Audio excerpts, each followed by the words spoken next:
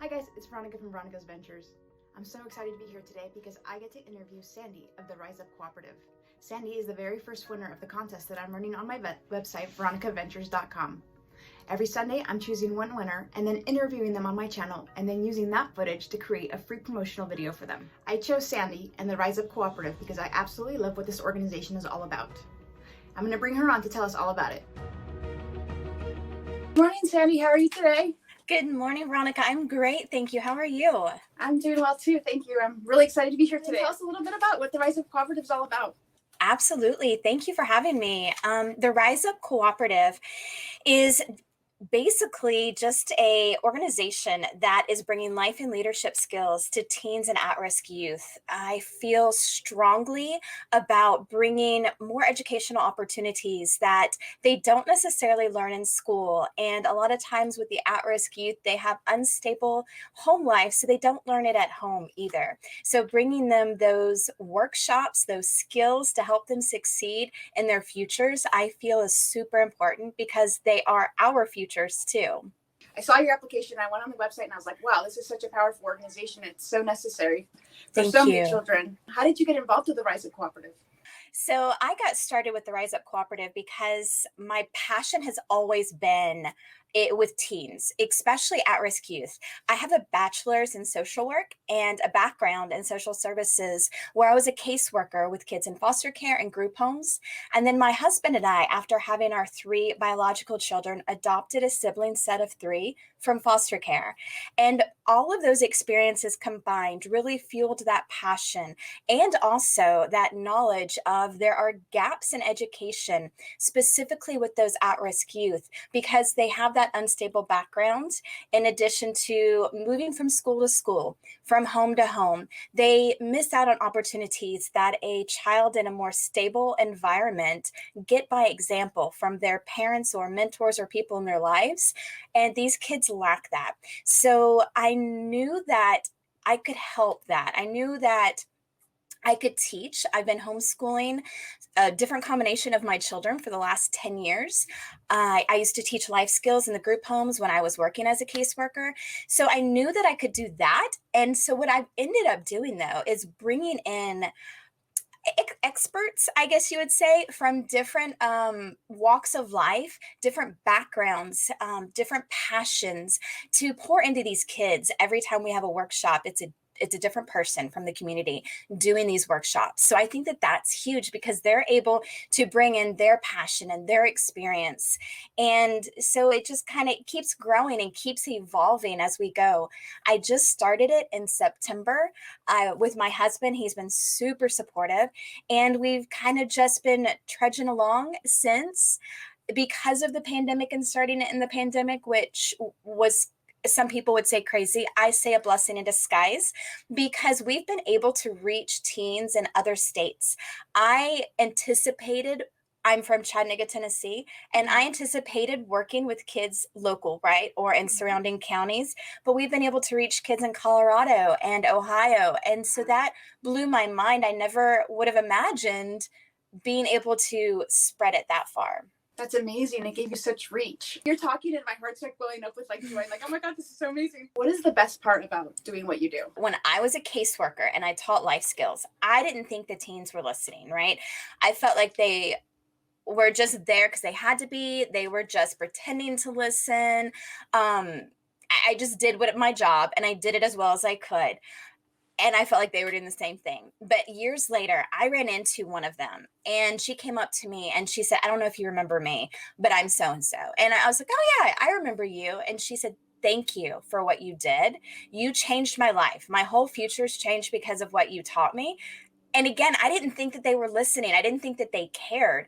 And so that testimonial, just that one years ago, helped me know that there is obviously, I knew there was a reason, but that just reconfirmed it, right? There's a reason for doing it because you can, even if you're just touching one person, you're touching lives, and being able to potentially change or help one child succeed is really the whole reason why I'm passionate about this. And even the ones that you don't see, I feel like you plant seeds that you never see grow, but they're there. And it just ripples outward from there. Absolutely. So you're just changing lives all over the place. What is the most challenging part of doing what you do? The challenging part is just being so new and working at getting that awareness out there. I've reached out to tons of local agencies within the foster care, within like Big Brothers, Big Sisters, Girls Inc., all kinds of different agencies local to me. And they're all super excited and supportive. And they are spreading the word and helping me. So that has been amazing. But still, since we're so new, just getting that information out there, getting more teens involved. We're also still virtual, so you can't form the relationship the same way when you're looking at them on a camera than you could when you're looking at them across a table. So we are excited, at least I am, excited to get in person later this year and be able to offer these workshops for the teens in person and be able to offer them some school supplies and some snacks when they're there and different things like that, and just have fun with it. So that right now, the virtual aspect has been hard. But like I said earlier, a huge blessing too, because of the reach. And we will continue offering virtual even when we're in person because of that opportunity to reach more kids.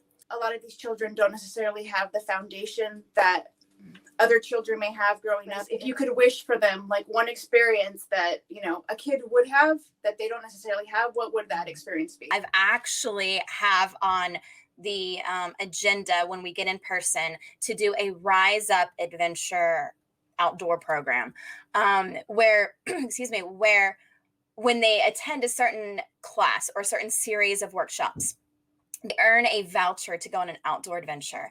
And it could be rock climbing, canoeing, kayaking, hiking, a lot of things that a lot of people just in general don't have the opportunity to do, but especially typically when you are moving from home to home or you don't have that stable background, just being able to experience the amazingness of the outdoors that we have and the adventure that it could contain. When I was a caseworker, I volunteered with a program called Adventure Tracks, and we did just that for the kids that were in foster care and group homes in that agency. And my husband and I volunteered with it, and we loved it. We absolutely enjoyed seeing the joy on their faces and watching them experience some of the things for the first time. And being right there with them to enjoy that. It was amazing. And I would love to be able to do that. And I've already started working or talking to some local agencies to me that do stuff like that to partner with them. Wow, that sounds incredible. I almost want to fly out there and go with you guys. It sounds so moving. Thank you. Are there any other stories that you'd like to share with us? On a personal note, when we fostered to adopted, that wasn't something that my husband and I ever thought we would do. We always wanted to adopt one day, but we never anticipated fostering to adopt.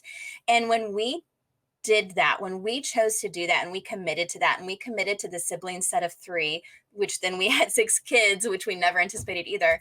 When we did that, it blessed us and it opened up so much that we didn't know, so many opportunities to pour into these kids, things we didn't know that they were lacking or they needed. And while so many people say that we were so good for doing this and we're saying, well, I don't love hearing that. I feel like they have given us so much. They have opened our eyes to so much. They've given us the opportunity to pour into them, and they didn't have to open up to us. I mean, they could have been closed off and kept those walls up. I mean, they've been through a lot. Most kids in foster care have. And that baggage that they have, those things that they've experienced, they could have just kept those walls up, but they didn't. They were brave and courageous and taught us lessons that as adults that we didn't know that we didn't know, if that makes sense. Wow. Once again, I'm all, I very much believe that people are put in each other's paths for a purpose. Just like we were speaking before the broadcast of how, you know, people that I know that we had no way of knowing each other other than through these like very little links that somehow ended up perfectly where they were supposed to be. Before we go, is there anything else that you want to share? 2 quick things. One, you just mentioned how we don't know how we're connected until we look back and how things worked.